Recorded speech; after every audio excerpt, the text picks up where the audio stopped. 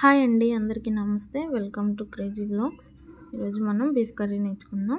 వీడియోలోకి వెళ్ళే ముందు మా ఛానల్ని ఎవరైనా సబ్స్క్రైబ్ చేసుకోకపోతే సబ్స్క్రైబ్ చేసుకోండి, లైక్ చేయండి, షేర్ చేయండి.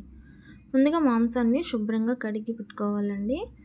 చూస్తున్నారు కదా వీడియోలో, అట్లా చిన్న చిన్న పీసెస్గా కట్ చేసుకొని పెట్టుకోవాలి. అప్పుడు మాంసం బాగా ఉడుకుతుంది.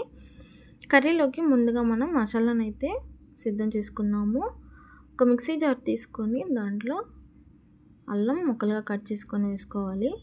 ఒక 7-8 రెబ్బలు వెల్లుల్లిపాయలు, కొంచెం దాల్చిన చెక్క, 2 లవంగ మొగ్గలు, కొంచెం ఎండు కొబ్బరి అట్లా చిన్న చిన్న ముక్కలుగా కట్ చేసుకొని వేసుకున్నామండి.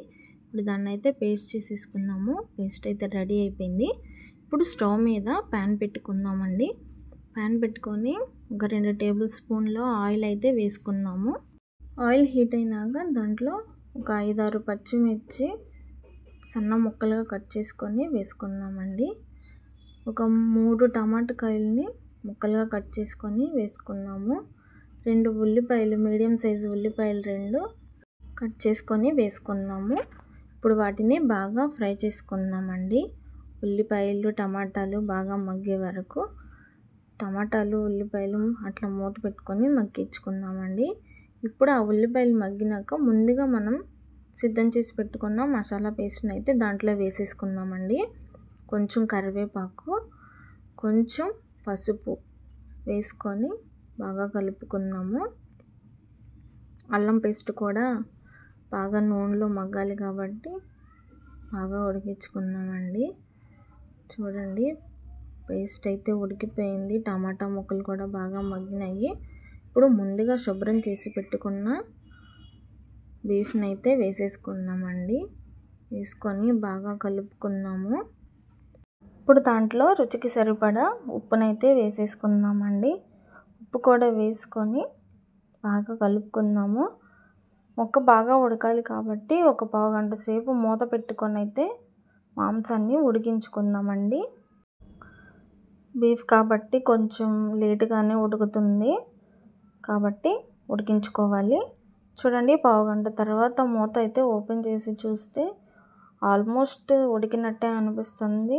ఆయిల్ కూడా పైకి వచ్చింది కాబట్టి ఒక 2 నిమిషాలు అలాగే హై ఫ్లేమ్లో ఉంచి ఇప్పుడు కారం అయితే వేసేసుకుందామండి. 2 టేబుల్ స్పూన్ల కారం వేసుకొని బాగా కలుపుకుందాము. కారం కూడా ముక్కకు పట్టాలి కాబట్టి మనం కలుపుకున్నాక ఒక 2 నిమిషాలు మూత పెట్టి ఉడికించుకుంటే కర్రీ టేస్ట్ బాగా వస్తుందండి. చూడండి, 2 నిమిషాల తర్వాత ఆయిల్ అయితే పైకి తేలింది. కర్రీ అయితే ఉడికిపోయింది. ఇప్పుడు దాంట్లో 2 గ్లాసుల వాటర్ పోసుకుందామండి. వాటర్ పోసుకొని ఒకసారి కలిపేసుకుందాము. మీకు టేస్ట్ సరిపోతే సాల్ట్ అడ్జస్ట్ చేసుకోవచ్చు. కొంచెం సాల్ట్ వేసుకొని కలుపుకొని మూత అయితే పెట్టేసుకుందాము.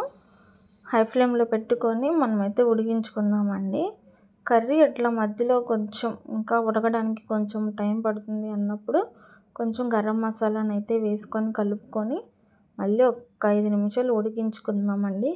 చూడండి, 5 నిమిషాల తర్వాత అయితే ఆయిల్ పైకి వచ్చేసింది. కర్రీ అయితే రెడీ అయిపోయిందండి. ఇప్పుడు కొత్తిమీర వేసేసుకొని గార్నిష్ చేసేసుకుందాము.